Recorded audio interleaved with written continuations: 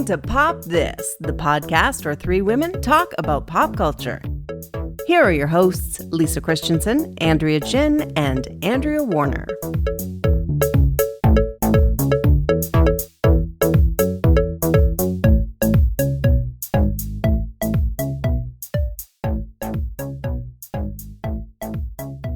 Okay, so we've been at this for a long time and shared a lot of interesting things about ourselves. Intimate details. And I don't think this Some is more intimate than detail, others. but I want to know if I've done this stupid thing before. I bought the wrong shoes and ruined my feet. Is this something I consistently do? You've talked about like losing one shoe, which I still think about sometimes. Oh, okay, yeah. Yeah. Because over the weekend, I decided to try some shoes and walk in this, which is the heat. It was horrible heat, as we So you explained. decided to break in new walking shoes in this temperature. Oppressive temperatures. That was the third thing I did wrong. The first thing was I thought my Birkenstocks were good. I went for a long walk. By the end, my feet were on fire. The next day, I thought, I'm going to a barbecue. I have to walk to it. I'll wear these flimsy, strappy sandals. No. Yes, I did. And by the time I got to the barbecue, my feet were so on fire, I had to take my shoes off, and I wore bare feet for the rest of the evening, which isn't a big deal on a barbecue. And then... So if I could tell like the whole part of this story. So then Please. I'm at this barbecue and this woman, Michelle, has on these perfect shoes. There are these Doc Marten sandal slides and they were the cutest thing. And I was like, I want to get some Doc Marten sandals. I love this whole look. I go yesterday to my favorite consignment store. Guess what's there? No. Wow. Yes. Amazing. In your size? In my size. Wow. Wow. That is So magic. they weren't quite the same, but I actually like them more. They're more of a sandal. They're a sandal. So I decided that I would put them on right away. And I was meeting a friend for lunch. That's like Cinderella. Yeah. It was until I ripped the back of my heel off and it started to bleed. Oh, no. I mean, that is a trademark of every Doc Marten shoe. Yeah, I saw a satirical I'm so website sorry. once. They were like, company gives employees 2 months off to break in Doc Martens. 1,000%. Yes. I Yeah. have never had a pair of Doc Martens that have not ripped the hell out of my ankles. Yeah, but I don't know what yeah. to do now. Like, I love these sandals. Oh, you'll be fine eventually. How long will this take? I've forgotten. Like, my feet are like they're like raw hamburger right now. It's just Okay, well, steamed. I'm It's so just steamed. sorry. Don't put, yeah, that's terrible. I'm so sorry. Don't put the sandals back on. Do you have anyone in your home with bigger feet than you? Yes. Can you get them to put on the sandals I'm serious. Put on the sandals for like, just wear them around the house or even sit with them on. Because that will be very helpful in terms of stretching them out. If they do that a few times for a couple of hours at a time, you will probably be okay again. I could go and get them properly stretched, but the sandals don't seem to be the same as like getting a boot stretched or something. It seems like it's going to... That's, I think, trying to force this other person with bigger feet to shove their feet in. So they too can enjoy what I've been enjoying. If they're not walking, they won't. It'll be fine. Like they Yeah. just have to not walk. They just have to sit there and wear them. I think it's like Birkenstocks. Like it takes, like they're so painful to walk in for like a month, and then one day it just turns, and then you're like, these are the most comfortable shoes right? ever. Yeah, I know. And then it's gonna. I know. And I spent this whole weekend just like now my feet are just they're not feet. I don't know what they are. They've lost their charm. They don't know how to work. They don't know what to do anymore. I have mistreated them horribly. I was gonna say, like, I mean, I think you deserve some Epsom salt foot baths and stuff like that, and just try and like take care of them.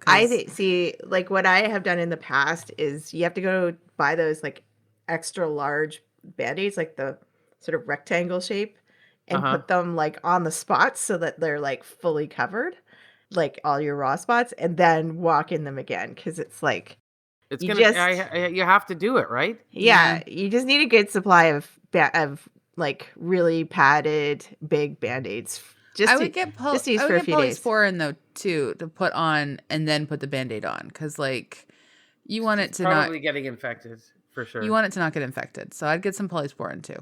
It's like a quarter size. Oh man. Yeah. Yeah. Yeah.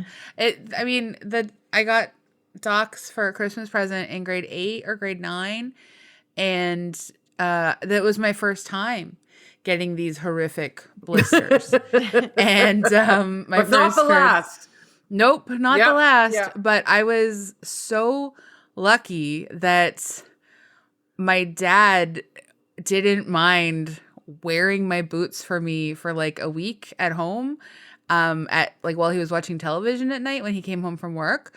He would just put them on for a couple of hours and stretch them out for me. And by the end of the week, my feet had healed up and I could wear the boots again. And that was like That's really a nice like story. truly wonderful. Now, Yeah. tell me though, did you have like an incident where like you were at school thinking, how am I going to do this? Because my feet are on fire? Well, I mean, I think I literally felt this is gross, but I remember feeling like I felt the skin from my heels come off, Yeah. while I was walking. Where you're just like, I know that there might be a small pool of blood in the back of this boot. What am I going to do? And also because I was so freaked out, I didn't know that was just the way it is for breaking in a pair of Doc Martens, because that's actually kind of wild if you think about it, that we've No just kidding. accepted that Yeah, this I is know. normal. But like, it was the most expensive thing that I'd ever like received as a present in my mind when I was like that age, and I didn't know what I didn't know what I was gonna do. Like it was very like I had to make these boots work. Right. And I yes. think actually that's probably why my dad was so invested in stretching them out, because he was like, these boots are gonna work. Yeah, exactly. And then and then when they finally got broken in, you had them for like 10 years, right? Oh yeah, I wore them Yeah. forever. I wore them into the ground. Yeah. But Adams, don't you have a story about your wearing high heels to your sister's wedding? Oh, I have. Yes, that's a great. So, I mean, I have bought a lot of dumb shoes in my life, and this doesn't even include the number of years I spent wearing my father's wedding shoes. Like he got married in 1979, so he had these like platform black leather loafers, but the platform was like so slippery and shiny that I used to fall legendary falls that had their own names for like 3 years. The nipple skid of like 1998. Like it was wild. I went down. Why wouldn't you put it like get them sold or something? Like I didn't know that was a thing. I was quite naive and a little bit silly for a long time, AG, I gotta say. But yeah, I like just horrific injuries to myself in these shoes, but I loved them so much. And after he died, I just like, again, wore them into the ground for like 3 years. Anyways, but these like heels that I wore for my sister's wedding. So I don't know how much you guys have ever noted. So like I will see these like movies and like fashion shows and stuff where you're seeing like fat women wearing heels. And I tried it for a while and eventually I was like, my knees cannot manage this. Maybe this is a convenience for thin women. Fine. I will stop trying to wear heels. Except then my sister was getting married. It was 2008 maybe. And I found these like really cute tiny heels, not even that high, like 2 inches, not a kitten heel, but like just a 2-inch, but it was a thin heel, not a chunky heel. And I found them at Payless.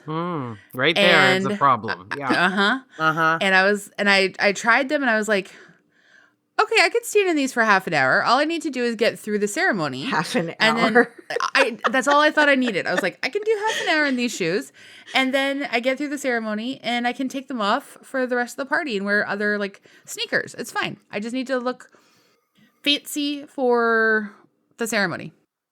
Well, I had not counted on a variety of different factors, including one that my sister is literally always late. So I ended up, and also I was like the maid of honor. So I was like walking around doing a ton of stuff. So I was in these shoes for like, I don't know, too long. Too long. And finally, we're all up front, and Jen walks down the aisle. It looks beautiful, blah, blah, blah. And the person like marrying her is starting to the officiant is like starting to do the speech things, and I felt my knee buckle, and I was like, oh no. Oh no. And so I stumble a little, and I think I'm holding both of our bouquets because like that makes sense. I can't remember fully. I stumble a little, and I'm like, oh my God, if I don't take off these shoes right now, I will fall into the bushes. And I actually wrestled in my mind, which is the more embarrassing thing to do in this wedding? Because like I knew I couldn't make it through the ceremony. I knew I had overplayed my knees.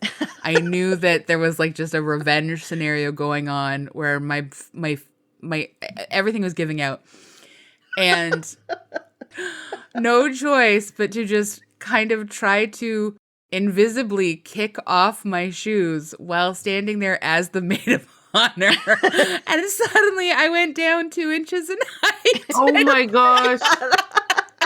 How did you do it? How did you get? Because I imagined your feet were quite wedged in, no? They weren't that wedged in. They were okay. And they luckily didn't have any kind of strap to them.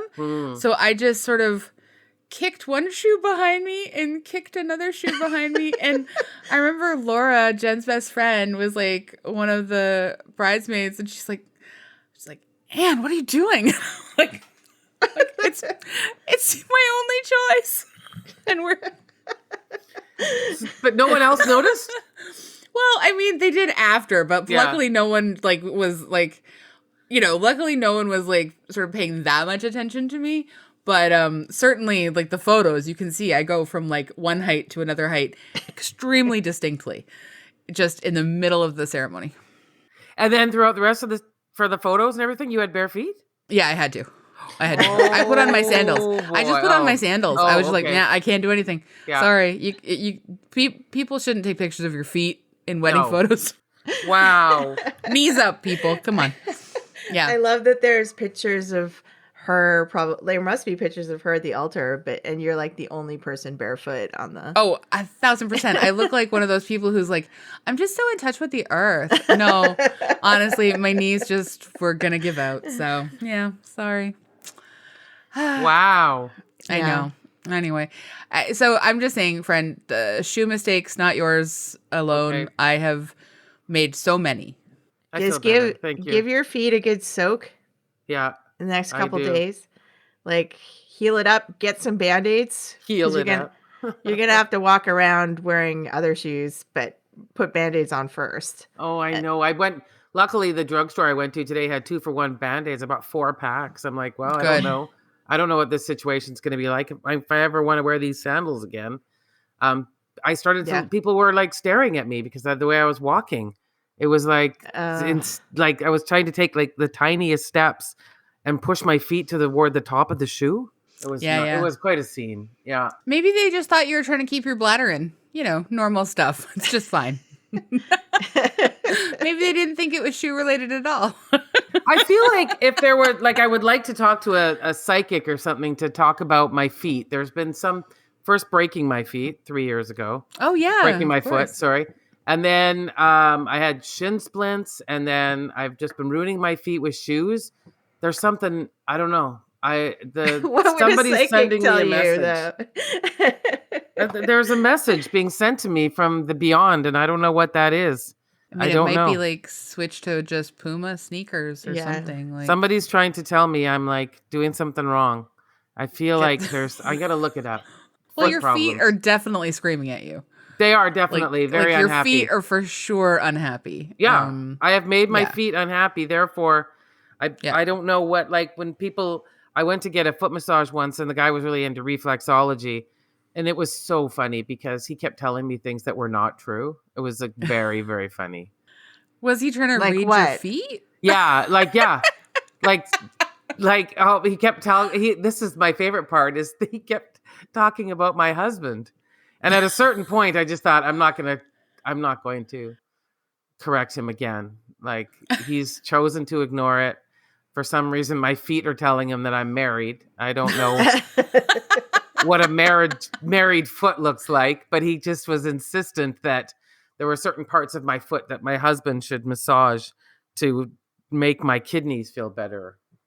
Wow, that's so specific, So and specific. heteronormative. It was, yeah. And at a certain point, I was just like, you're uncanny. Honestly, the things you can, and everything was wrong. And then he wanted me to be like, well, this is what and this is when you do a lot of training. And I went, oh my God, it's insane. The stuff you know can't about stop me. training. You love training. Yeah, no, and I just can't wait for my husband to take over my feet when I get home. So thank you and so much. deal with those kidney issues. So far, so good. So far, so good. Look, as we all know, You need a husband to stretch out your shoes and massage your feet. yeah, Rest this is Save the my podcast. kidneys. This is the podcast episode where we've suddenly decided that men are necessary. Cool.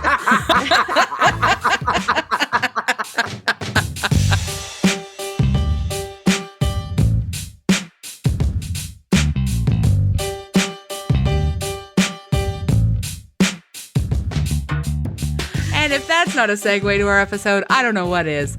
I'm Andrea Warner. I'm Lisa Christiansen. I'm Andrea Gin. And you're listening to Pop This. And we are really excited to talk about the first few episodes of season 2 of Somebody Somewhere. One of our favorite shows from last year. I can't get Maybe over my how favorite much I love show. this. Yeah, Yeah. agreed. Yeah, for sure. I also love this show with all my heart. And you know, I knew the first episode was going to be tough. I didn't know exactly how tough. But damned if I didn't weep constantly in different parts. And then I had to, because we're watching it with my grandma, and she doesn't really remember season 1 that much. Like, she remembers the characters, but she doesn't really remember season 1 that much. And we didn't do a refresher. And we get to the end of episode 1, and I was like, oh yeah, I should probably explain why I'm weeping. And I had to break it to her that the man who plays the father, Mike Haggerty, in real life, his name is Mike Haggerty in real life, that he died between season 1 and season 2. And yeah, what a interesting way so far to deal with his passing in real life. Are they going to give him some sort of grand death where he's on a bicycle and he goes off a mountain or something? Is that he's on a boat right now, so maybe, yeah. Like I don't know. I don't. Or something. They could decide to pull a Fast and Furious and just he's away forever. They haven't dealt with Paul Walker's death in that series, so he's just a dad raising his kids and doesn't do heists anymore. Wow. Yeah. Yeah. Or save the world. He's just got children. Why would you go into outer space when you could be a dad raising kids? Yeah, it's a wild. You can't do both, obviously. You can't do both. No, there's some. I think it's really fascinating when, like, to see the ways that people attempt to cope with, the real life deaths of people who are incredibly important to a ensemble, in TV and film. And it's always very tender and difficult and sad. And then other shows, just I think of soap operas, just typically went for a straight up recast, a hard recast. I'm sorry. I'm of that school, 2 Darrens for Bewitched. Just to make it happen, Yeah, it's so interesting to me. So I hope that they don't. Anyway, we're getting ahead of ourselves, but I'm just sorry. I meant to say is that they really balance out all of the sort of behind the scenes stuff. But if you go into season 2 not knowing that Mike Haggerty passed away in real life, you're just kind of maybe as a viewer not understanding the depth of what's happening in some of the scenes. Yeah. Mm-hmm. So that's really fascinating to me. And because he was a very big character of the show. For sure. Yeah. Sure. So it's, anyway, I find all of it really fascinating, but I'm so glad to be back in this world. Oh, I know. I know. I've seen the So first season cozy. maybe 3 times now. Wow. Oh, wow. Because the episodes are so short. They're just Yeah. like 22 minutes or something. And I just find them really easy to put on when I just need something quick that I don't necessarily like, because I've already seen it, so I know what the story is, but so I can just kind of lightly watch it to, notice other details or do whatever. And it's not, I don't know, it's just a pleasant watch that makes me feel like in a better mood. Yeah. Yeah, I agree. It does that to me too. It has that same feeling that I had watching Schitt's Creek, although it's definitely, anyone who hasn't watched this show yet, do not be swayed by my Schitt's Creek, because it is nothing like that at all. It deals with very serious, important, and issues, and it doesn't have it's not surreal, let's say that. Yeah, it's pretty grounded. Mm-hmm. Yeah. Lisa, do you want to read the background? Sure.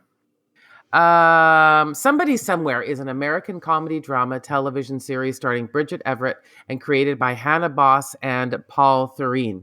It premiered on HBO on January 16th, 2022. In February 2022, the series was renewed for a second season, which premiered on April 23rd, 2023. The season also features the first new episode since the death of Mike Haggerty, the venerable character actor who portrayed Sam's father, Ed. I like that it's such a quick turnaround. Me I don't too. like it when it's several years between like seasons, because then I completely forget all the details of the show and how. Well, I mean, you'd watched it 3 times. Yeah, that's so true. I think you're Yes, probably yeah. But no, I appreciate it when they can do a quick turnaround. Yeah. Me too.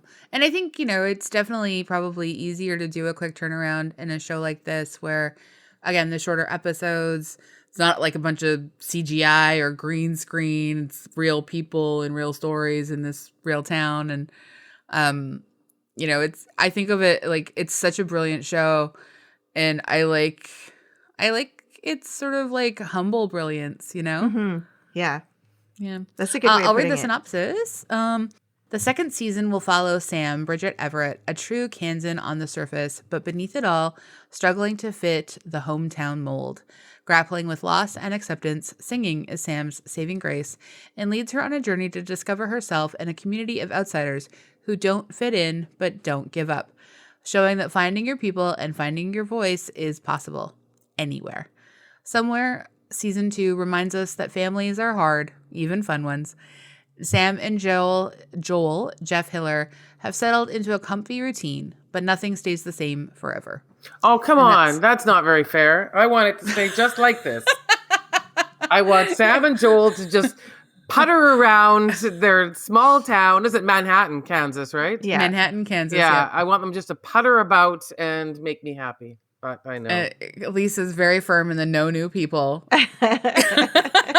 Well, I'm sensing a romance blossoming too. And I'm like, oh, that's going to change everything. I think the romances are the things that are going to change a lot of stuff. Yeah. Mhm. Yeah. So, friends, how are we all feeling about season 2 so far? So you two are 1 episode ahead of me. Mm-hmm. Yeah. So you're going to spoil everything about episode 3 for me. But officially we're discussing the first 2 episodes of season 2. Yeah. Yes. I'm not too sure. I have been laughing because I just watched the 3rd episode last night. And I don't know if this was only launched in episode 3 or if it came up in 2, but I'm still laughing at Trish Upon a Star. That's got to be episode 3. Oh, but okay. It sounds great. Sounds great. It's Trish's sort of wedding planning company. Oh, amazing. Okay, Yeah. well, yeah, I'm not there yet. Yeah, but, okay. But anyway, I just cannot stop with Trish Upon a Star. It is like, I mean, it's so her.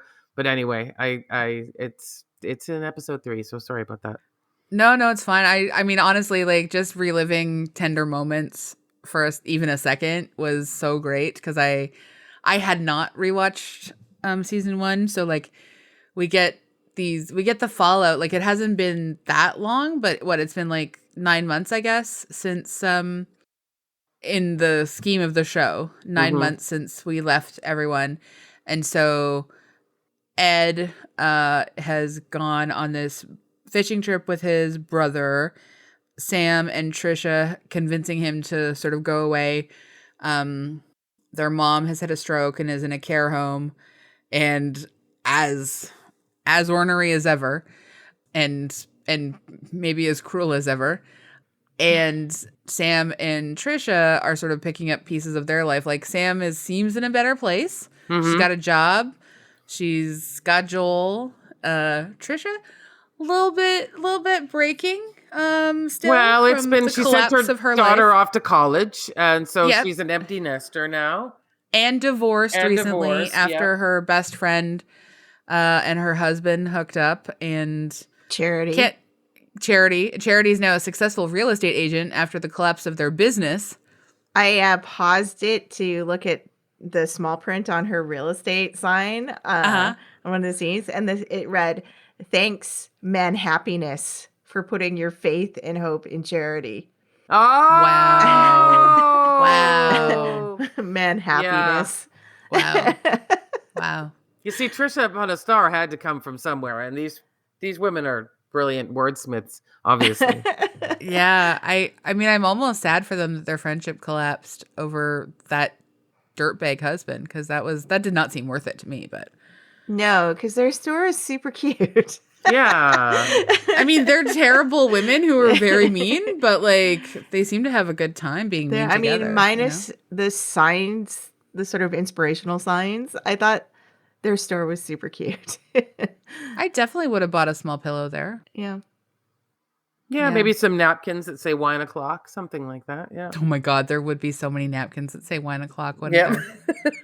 It's just, it's wine time somewhere or something. Yeah, for sure. Yeah. Oh my God. But I do, yeah, I feel like it was sort of fun. Like the first episode to me had a very like loose structure, because we would just dip in and out of Joel and Sam hang times, then go to different places with Sam and have these moments of like wild hilarity, and then these like really tender moments where Sam's just like having a breakdown cleaning out her dad's garage so that she can deal with sort of selling everything while he's away or whatever it is that she's planning to do, and sort of feeling as if like the cast is mourning Mike Haggerty, you know, for us, with us, without addressing his actual passing. So it was a really sweet scene. But like the growth of Sam to be able to call up Joel and ask him to just stay with her on the phone while she has this like moment, that's incredible. Like that, like our Sam she has grown so much between season 1 and season 2. Oh, absolutely. Yeah. Yeah. But at the same time, she has not lost her charm. Oh no, I don't. No. I think she's only like, her charm has deepened. It's just like, it's nice to see that the defenses aren't so thick and rigid now, you know, like she still feels obviously, you know, defensive about certain things, and she's worried that, you know, there are going to be these disruptions and these threats to this like newfound stability that she's forged, which I, you know, completely understand and get it from her perspective, and that she immediately is like throwing skepticism, side eyes, and little question bombs at all the happiness that Fred is going to await Fred and his like very sudden engagement to a woman he's been with off and on for 25 years. Yeah, I feel like I don't know about Susan. I'm feeling nervous about Susan. I don't know about you guys. Well, I mean, I think they want us to feel nervous about her. Yeah. You know, because yeah, she's a lot right away. Yeah. With the demanding hugs and stuff, and without gauging how but- everyone's pulling back from her. But that is super accurate too. Like when you're in a tight knit group of friends and they bring in a new partner, that partner is always like on a totally different vibe than the rest of your group. Mm-hmm. Yeah. Seems to be always the case. I don't know why, but that's the rules. That's what happens. Well, and Fred's assumption that like this is just normal, like Yeah. that everything's like Fred. I like what they're doing with Fred this year because like we're getting a new dimension to Fred. Yeah. Like I love that his part is a lot like bigger on the show in season 2. me too, and I love the Yeah, actor. yeah, and yeah. it's so nice to like. Just to like see him embark on this sort of this other dimension to like his life, because so far he's been kind of like just like the sage wise like know-it-all who has like these really cool diverse interests and a master's in farming and also and a prof at a university. I mean, yeah, and Yeah. also like is the master of ceremonies at an underground cabaret, you know, like he just Yeah. he's- Well, yeah, like He's- that's what a lot of people just like love about the show is just that like the characters of like Joel and Fred are just allowed to be like queer characters who live a full life. And in a small town in Kansas. yeah, exactly. Yeah. No, and I love that. And so I want the Susan stuff to work out for him. Like I do want that because I feel like she might be a little bit like a lot, but I really liked how she talked about how it's really always been Fred for her, even though she's had these other experiences and Fred's had his own experiences. And, you know, and the little story of her coming out to her dad to like, you know, be sort of really transparent to him about their relationship and that, you know, Fred is a trans man. Like I liked sort of how they addressed that. Also the fact that she's a mathematician, and I don't think Fred would ever like fall for someone who wasn't like kind of fun and intellectually rigorous as well, because like he's those things. So I don't know. I'm gonna hold out hope for Susan. I'm with Joel. I hold out hope for Susan. Well, Joel holds out hope for everything, so that's what I makes know. Joel. I gotta say I don't share that, but But I think like what we're seeing in the beginning of the season so far is Sam sort of she's come to terms with returning to her hometown, and it's no longer she's not as defensive about it, like that she's sort of like saw herself as failing in New York or wherever she went to and then having to return to her hometown in season 1. And in season 2 it's like she's finally gotten comfortable. She realizes like she's made friends, and I think she's actually totally fine to be living in Manhattan, Kansas now. And I think that's like that's a nice look. And I think like, you know, because as someone from a small town, I grew up in Tawasin, like that can be a big thing to grapple with. Like if you that feeling that you've left your small town, and then if you like have to return or whatever to live in with your parents or whatever, for even if it's a short period of time, you do sort of feel sheepish walking around town, or like even if it's just all in your head or whatever. And it does take a while to sort of just get over yourself and just enjoy being there. And it is a really small town, and everyone remembers her too. It's not like you were just kind of flying under the radar. Everybody knows Sam. Yeah. Yeah. But now she Yeah. seems like happy enough with her job working in the jewelry store. yeah. Yeah. And I don't think we would have seen that from this character in season 1. Well, in season 1, she was sleeping on the couch because she couldn't sleep in a bed. Yeah. I mean, there's been a lot of development. Yeah. Yeah. I also really like that they sort of are talking about or talking around alcohol dependency and when it's fun and when it's not fun anymore. Because like obviously her mom's an alcoholic and they've dealt with that like her whole life, and that has had some pretty big impacts on Sam and Ed and Trisha. But I was really enjoying how Joel and Sam are talking about it's like a designated no drinking night, and when it's not, and like going, you know, and how they're having these now as like a means, I guess, of sort of dealing with some things. But like I mean, Trisha also, you see her again dealing with everything, like her daughter leaving and the divorce and, Instagram stalking her ex-best friend. Losing her business and working like at a Walmart too. Yeah, right? yeah, of course. Yeah. And you see her dealing with that by like, I've never poured a glass of white wine that deep. Like, and this is, you know what I mean? So like, it's just, and watching her sort of like, the ways in which you can sort of turn to these different substances to sort of like help with stuff or harm, or, not intentionally do harm to yourself, but like numb yourself, or like, and when it crosses the line from being like fun drinking to not fun drinking, and, trying to figure out what those lines are. And I feel like they're really like doing some interesting stuff there too. Yeah.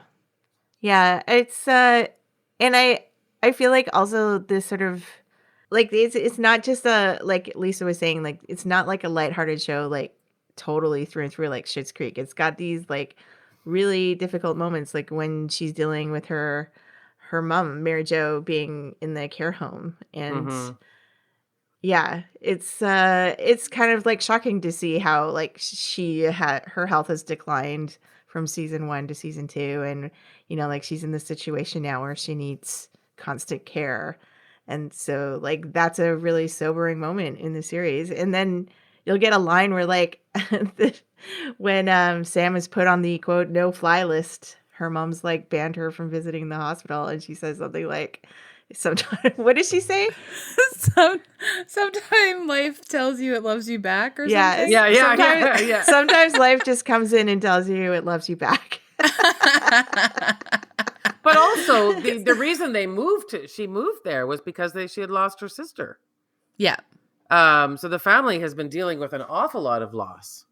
A huge amount of loss. And I mean, the idea that Ed has been there with Mary Jo nonstop, and now, and I mean, and Mary Jo has been unkind to Ed and her children. And she is continuing some of that cruelty by banning Sam from visiting. Although, I mean, honestly, what a gift for Sam. Yeah, no kidding. But like, just the sort of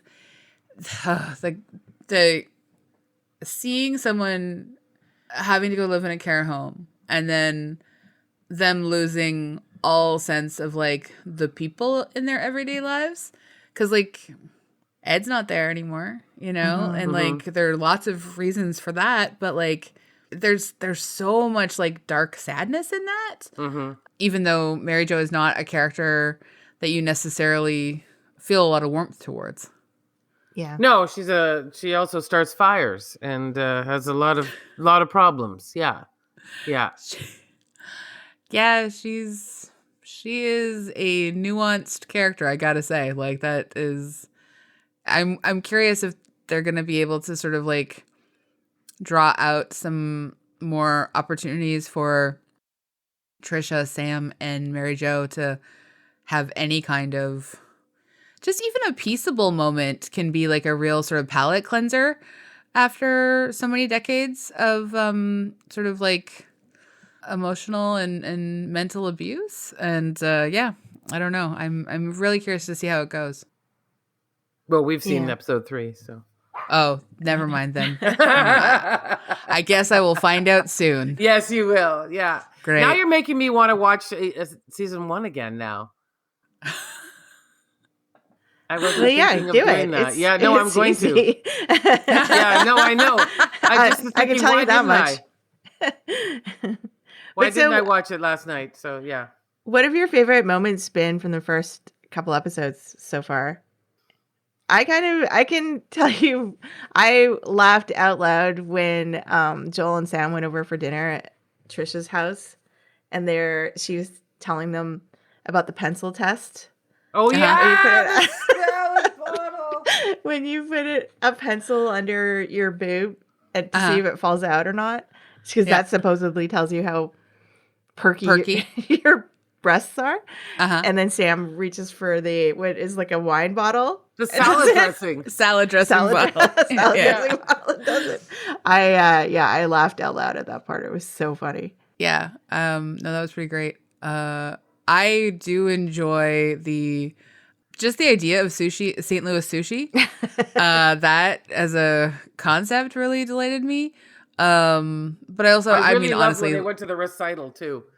the recital was so good. So good. Perfect, honestly, having been to some recitals like that. So good. But I also loved with Sam's scene in the barn and her calling Joel. So that was, that was teary, and I was messy after that. But yeah, can we go back to the recital for a minute? Yes, we can. Because I was so happy to see Tim Bagley, because I do remember him from Will and Grace. What a delight watching him perform, watching him say the words St. Louis sushi. That what was it? It tastes better in your mouth. It makes sense in your mouth. It makes sense in your. I don't know because it's like a pickle with cream cheese wrapped and in ham. And white bread, yeah, and then bread. No, was there any bread? I don't think there's bread. No. I think it's just ham, pickle, and cream cheese. Okay. Yeah.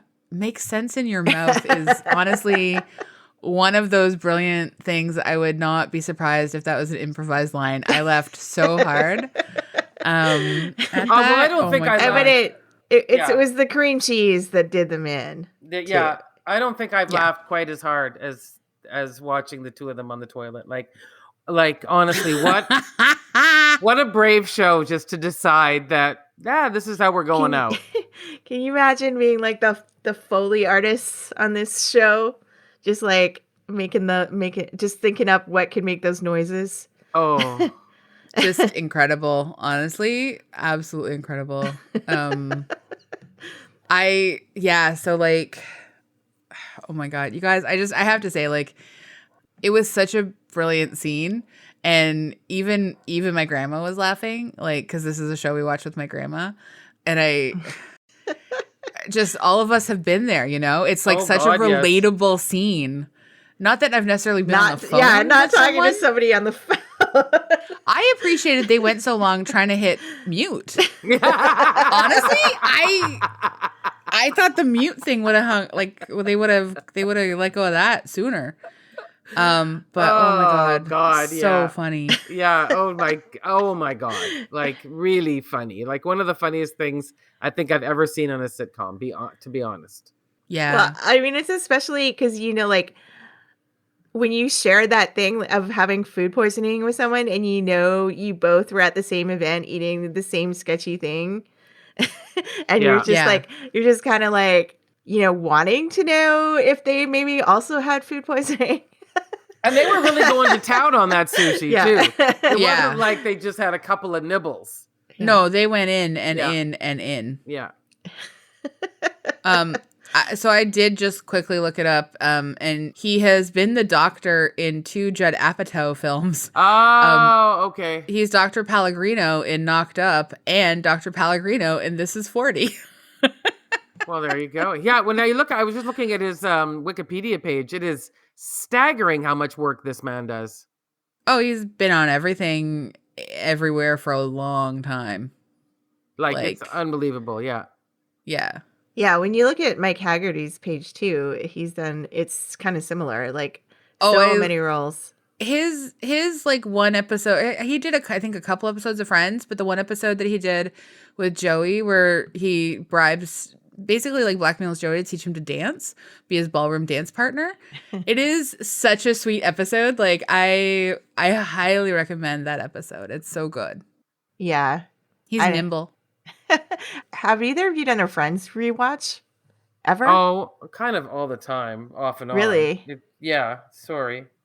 There'll be don't be sorry about it. I'm just curious. There'll be certain episodes that I really like and I want to watch again because it's guaranteed to make me laugh really hard. And I am one of the few people. There's no one. I've never met anyone else who like me thinks that Ross is the funniest. That is a bold statement. Yeah.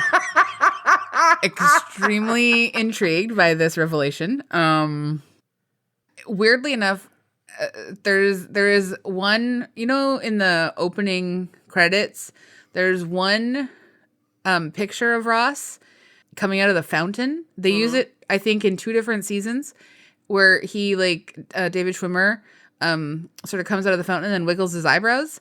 And I find that an incredibly attractive moment for David Schwimmer. Okay. And otherwise, not really my bag, but I didn't say it was my bag. I just said I think he's the no. funniest. Sorry, and that's not what I was saying. I was He's just no saying, James Marsden, okay? This is my David Schwimmer relating to you fact. Thank is you. That I think his character is kind of funny, but I find his character, like, it would not surprise me if his character became a low-key men's rights activist in the 2020s, like if Friends had not ended. But he's leading a men's support group in Connecticut. Exactly. That's what I mean. He's always the most humiliated. That's what I mean by the funniest. I see. The number of situations they put him in that are so embarrassing that make me laugh so hard. David Schwimmer commits, though, I gotta say, when he has to pivot that stupid couch, and then when he gets the leather pants stuck and has his teeth whitened. That's that was true. great. As I've said, I have a T-shirt that says "Pivot" on it. I bought it. It's like, Wow. I knew that. yeah. How many T-shirts do you have with like movie sayings or TV sayings on them? It's a ridiculous number. It's not. That's not. Yeah. Let's not do that. Yeah. Let's not do that. That's It's too sad, revealing. Because there will never be an end to it. It'll never end for me. Yeah, I fair don't know who I thought was the funniest on Friends. I don't know, there are different eras of Friends where I found more people, like different people funny. Like Jennifer Aniston, like her Rachel was hilarious to me, and Courtney Cox is funny at different times. And of course, like Chandler, I thought was super funny. I don't know. Well, they I don't always know gave who- him I the didn't best really- one lines, right? Yeah. Yeah. So Like, I think it is like funny, definitely, as a show. I don't think it's aged as well as like honestly, weirdly, Golden Girls has aged better than Friends, and that's wild to me. Like, Golden Girls is so funny still, and Friends is still funny. Like, but like when you do rewatches of them, and I haven't done a Friends rewatch in a very, very long time, but I did one of Golden Girls at the beginning of the pandemic, and I was like, there are only a few episodes that are like pretty problematic, but even those are like kind of, they resolve themselves in a way that's like somewhat satisfying. Yeah, it's weird. Like, that show, for being like almost 40 years old, has aged incredibly well. It's interesting what ages well and what doesn't in pop culture. Yeah. Well, Friends I had love such an insular world. I remember reading, and it makes me laugh now because when after I read this, I started watching the show differently. But the writers on the show, and this was at the time, I remember reading this when they were making the show. The writers said, "Our goal is to make sure that all of the friends are in the same room." That's basically what we have to write around. Is how do we get all the friends to be in the same room? Once you know that, you can't not see it. Yeah, no, that's true. I think, yeah, no, I think that's, and I feel like there are so many challenges in writing really good, smart comedies. And I feel like what I love about the way Somebody Somewhere sort of goes at its comedy is that it allows snippets to live. There doesn't need to be a setup and a delivery in every single moment. Mhm. Like, if you think about the first episode of this season, like, we go back and forth with Joel and Sam to just Sam to Joel and Sam to Sam and somebody else. Like, honestly, it kind of like at a dizzying rate, because like the scenes are somewhat short and it all seems to be the same day, and you're trying to figure out where are the time constraints? How are they spending so much time going back and forth with each other? Why what is happening here? But this show does it really, really well, because of course, like, this is a small town and there are only a certain number of people that all of these characters interact with. Mhm. It makes sense that they might see each other 4 or 5 times a day for separate occasions and have like other adventures and lives and meetings and moments in between that, No, Well, absolutely. and get their steps in and play Pound It or Pass It. Pound It or Yeah. Pass. which strikes me as a challenging game to play in a small town like that. But because it's like, oh my God, there's the teacher at the school, and there's I mean, it must be, you got to see the same people. So we're setting up, like, is it the kind of thing where, like, we're setting up that Tim Bagley's character and Joel are I don't It feels know. like it. It feels like it to me, in a really lovely way too. Yeah, like, I think it could work well. I'm so curious as to, like, know where it's gonna go. Yeah.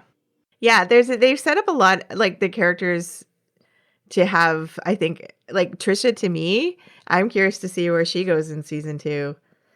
Yeah, Just no, to- I'm glad she gets to have this part too, because she's an intriguing character. Like, Yeah. I'm wondering is something like so far nothing has brought her down to earth to hate, all of the things that she's known for, and she's still holding true. on to them. That's true. Yeah. But it's like, she's stubborn and determined to, like, be the exact sort of fantasy she's always upheld of, like, middle-aged suburban successful white woman. Like, that's yeah, exactly. It's such an interesting moment when they're talking and she's like, I never dreamed I'd end up anything like like, not married.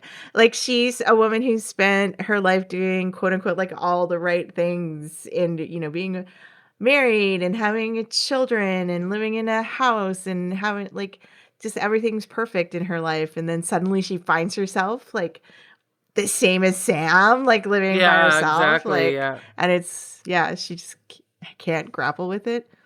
it's weird to sort of enter this season where, like, Sam and Joel are maybe in the best places, where, it just sort of, they flipped with Trisha. And that'll be, I think that'll be, like, really, because already we've seen Trisha be, like, kind of terrible to Sam again, like, in a different way than she used to be terrible to Sam. And Sam is being actually pretty chill and good about it all, and, like, really tolerating it. And I wonder, like, when it's going to sort of come to a head. Yeah. I mean, I just, like, you just think about that, like, imagine having a sister who thinks she's so much better than you are. Yeah, I don't think it would be fun. No. I think it would be terrible. Yeah. I don't have a sister, so I can't relate. I know you both do. Yeah. Well, I mean, sister dynamics, I think, can be really, really hard and difficult. And, like, we get, the beauty of the dynamic that Sam had with their deceased sister is that it was the two of them against Trish. Mhm. And that's gone. And I think that must have probably been hard on Trish too. And, like, it's just, so as they all sort of, like, figure out what their new roles are in their new realities, I really appreciate how the writers are giving us, like, giving their characters so much space to, like, have joy and heartbreak and all the in-between stuff. Yes. Yeah, I think that's the success of the show. It really, and what's comforting about season 2 is that they know what we liked so much about season 1. Yeah, they're not trying to reinvent anything. No, they did not go in a different direction. Thank you very much. I know. Yeah, you always feel that trepidation when you're watching the first episode. Like, Yeah. am I going to feel let down by this season? Because I love the first season so much, but so far it hasn't happened. Yeah, no. And that's a pretty quick, when I was reading was it the background where it said that it premiered in January, and by February it had already been renewed. So it was pretty quick right out the gate that everyone loved this show. Yeah. Yeah. Yeah. And and again, it must be, like, I would assume it's a pretty cheap show to produce. Again, with, like, it's just real people. Yeah, it is. Yeah. It's not a bunch of other flashy stuff and not a lot of set pieces. It's intimate. It's really funny. And it just has, I don't know. It's, like, weird. It's like, it has good bones. It's like the props for Trish Upon a Star probably cost the most in the budget. That's probably true. Yeah. which is, it's good. Like, you don't need it to be, and I think that's where like the comparison that you were relating to earlier, Lisa, about Schitt's Creek. Like Schitt's Creek didn't have like a lot of flashy set pieces or like, kind of wild things happening in terms of, again, CGI and stuff like that. Like the most you got was the film that Moira did, and the birds, and that was they, we waited for that. But I like that. I like it when we can sort of depend on really interesting characters for the real heart and soul of what's happening. Yeah. I'm so looking forward to just enjoying this show. Me too. Well, I've already watched episode 3, so you've got that to look forward to. I do have that to look forward to. I think we know, but let's say it. Does season 2 of Somebody Somewhere pop? Oh, in the most blissful way. Yes. Yeah. Happily, yes. Mm-hmm. Yep. Love it, love it, love it. A big squishy old pop from me.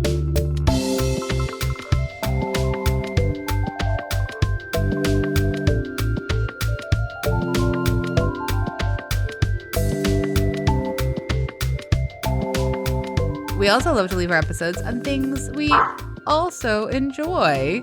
AG, do you want to go first? Sure. I'm going to recommend some music this week. I have been listening on repeat to the new Witch Prophet album, Gateway Experience. I just love it. It's like, I don't know if you've never heard her music before. It's kind of like neo soul, jazz, alt R&B, kind of like trip hop kind of mix. It's like a very, I don't know, like it's a soothing kind of nice vibe to just put on and listen to during, I don't know, while you're working or whatever. I just really love it. And this album has guest appearances from Begonia, Zaki Ibrahim, and Sate. And just really, really enjoying the album. Everybody should listen to it. It's very original and very great. Awesome. And what's the album called again? Gateway Experience. Thank you. I love Witch Prophet, and I'm really excited to hear that it's so good. Haven't had a chance to dig in yet, but I can't wait. Yay! Lisa, what about you? Yeah, so I'm going to recommend music as well. Yeah, I was on my Instagram Reels, and there's someone I follow that's really great with music. She likes old and new, pretty much like a 50-50 mix. And she recommended a singer named Nuria Graham. Now, I hope I'm saying that right because it's got an accent on the U, Nuria Graham. And she is a Catalan singer. So she's of Irish and Catalan descent. And the album is called Cyclamen. And it's really beautiful, like folky and poppy and indie rocky. And I've been really enjoying it. So Cyclamen. That's awesome. I'm so excited to check that out too. I've never heard of her. Yeah. No, neither had I. Cool. I'm going to recommend a book. I haven't finished it. I've only started it, but I'm really loving it so far. And it is called White Cat, Black Dog Stories. And it's by Kelly Link. And so I'm just going to give you a couple of like the little lines from it. A new collection from one of today's finest short story writers, MacArthur Genius Grant Fellow Kelly Link, best-selling author of the Pulitzer Prize finalist Get in Trouble. There are also illustrations by Sean Tan, and this is my first Kelly Link. I am late to the party, but it is so far weird and wonderful, and I'm very much enjoying it. And there's also this profile in Vulture that people went wild for back in March. It's called "The Fabulist in the Woods" in The Fabulist in the Woods in Northampton with Kelly Link and her community of like-minded writers. And there's this great picture of Kelly Link holding a hen and an egg, and I just want to like read you this line. They have a labradoodle named Coco, and out back 6 chickens named after dragons and fonts. Toothless, Falcor, Fafnir, Midgard Serpent, Bembo, and Chancery. I just got to tell you that everything in this profile in Vulture by Lila Shapiro is great and is totally what made me pick up the book White Cat, Black Dog Stories. Huh. Wow. Okay. Oh my gosh. This is a lot, you guys, to take in. So many good things in the world. Yeah. And it's nice to have a chance to talk about them. Thank you everyone for listening. You can hang out with us on our various social media channels. You could email us at popthiscollective@gmail.com, and you could rate us 5 stars on iTunes. Always 5 stars. Remember that. And thank you to Andrea Gin, our co-host and producer here. And thank you all for listening. And I hope you get a chance to take in all of this great stuff. Me too. Bye. Bye. Bye.